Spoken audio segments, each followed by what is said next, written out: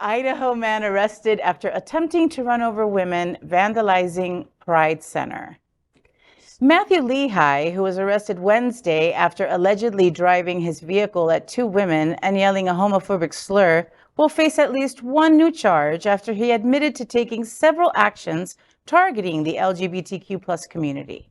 Lehigh, 31, was charged with felony arson Friday for allegedly burning a pride flag in the North End of Boise.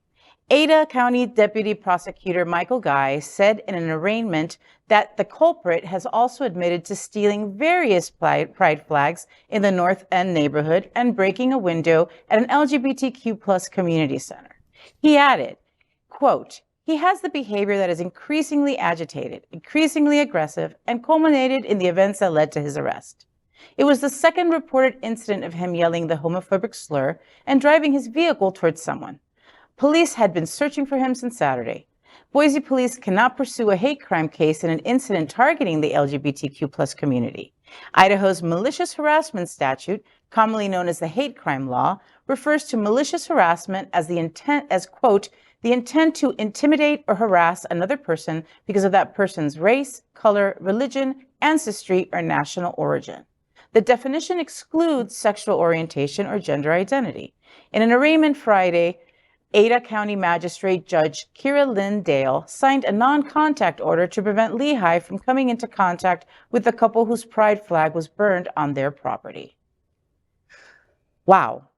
I can't imagine that as a human being, your protection is so precarious under a law that you would be deemed non-protectable because of your gender, your sexual orientation, any particular reason. So the fact that it's not written also underscores what we were talking about earlier, the power of language, because many people now with, for example, the Don't Say Gay bill, where they're like, oh, it's only kindergarten to third grade. Oh no, but it's not, because there's such ambiguity written into the language that it opens it up, right, for various interpretations. So the fact that this was left off, and the listing of the things that it does protect was pretty extensive, right? It's almost like they specifically carved out a space not to include us.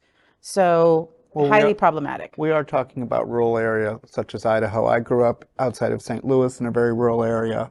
So, you know, gays don't exist in the country. Well, shock, we do. For many years, I helped run the gay rodeo here in Fort Lauderdale. And, you know, we exist everywhere. And that was the reason for the rodeo. So hopefully, you know, in Idaho, there's somebody fighting for that presence and that appearance. But we have to do it cautiously because you don't want anyone to get hurt. You just want them to be heard and to be recognized. I also wonder that if you're trying to run someone over, can't we have like attempted murder? Isn't that an arrestable offense in itself? Yeah. Not in Florida. They just made that okay to run your car through a crowd who's protesting. Florida. That just happened in the last legislation session.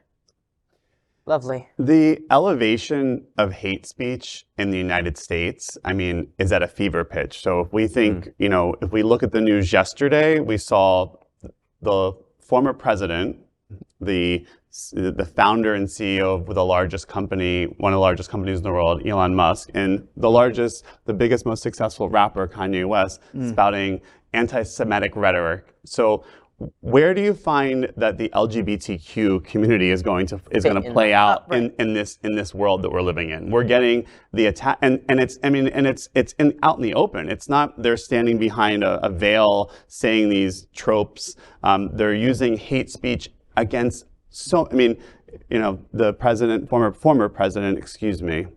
Thankfully, former president used the N-word in one of his speeches, saying he was referring to nuclear code or nuclear weapons, which is again a racist slander to throw out there. So I mean, I fear for our community because you see these attacks are coming because they're being elevated by leaders that have a platform, and they're wrapped in the flag and liberty. Yeah, exactly. That's the scariest thing that. I've even heard them say, "Oh, and if Marco Rubio, and if you attempt to say anything, they call you a bigot." Yeah. Well, you are. Yeah. But again, this is the rhetoric. This is what This is what the Nazis did, guys, better than anybody. They repeated propaganda again and again and again until people started to believe it. And we're seeing it happen. And I'm sorry, I don't see the outrage. I don't see it. Well, that's one of the important things. Years ago, there was a traveling tour talking about the Nazi persecution of gays and gays and lesbians during World War II, and the business model, for lack of better words, the plans that they made to destroy the community.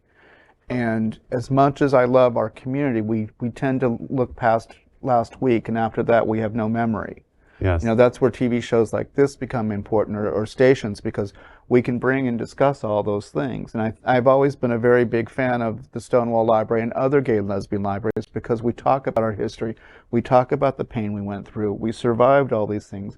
We need to stay focused on it, and that's where your generation comes into play, where we try so desperately to reach out and remind everybody that while you have the right to hold hands walking down Wilton Manors with your latest For now. boo for now, Other people didn't. other people didn't. I didn't. A lot of, I mean, most of us at the table at some point couldn't. So we need to remember that, and it's a great, thank you for talking about the history, because we have to remember our history, and we have to look back on our history at what worked to kill that, what worked to solve that, what worked, who did we have to talk to, who did we have to partner with. And organize. It's an and organize with. Yeah, it's an incredibly interesting sort of dichotomy. Or in one area, you have privilege that other people didn't, and in other areas you don't. And it's so interesting to try and figure your way out through that, because other people are telling you how privileged you are, and you're still afraid of that being stripped away. And at the same point, we have to remind ourselves that for all the wealth that we've created in the last few years with this huge population, this huge expanse of the community of the haves, the have-nots have suffered even more so. And the patterns of the abuse have just gotten greater, all in the name of hate and all in the name of fear. Well, and it's that fear that drives someone like the guy in this story to attempt to run over people. He's afraid of the LGBTQ community changing the space that he always has had the power in, and that's just And what's the myth? incredibly If you hate sad. yourself as a gay man, you might act out as the straightest man in the world who hates. I was just thinking that because, really, that's a lot of time. That's a lot of flags he's picking up. What is he doing with the flags? Maybe he's like making a quilt. I don't know, that he does silently, because it sounds like a lot of energy and a lot of time to do something for a community that's invisible to you, right? It just Like, where do you just find that much hate in your heart for someone?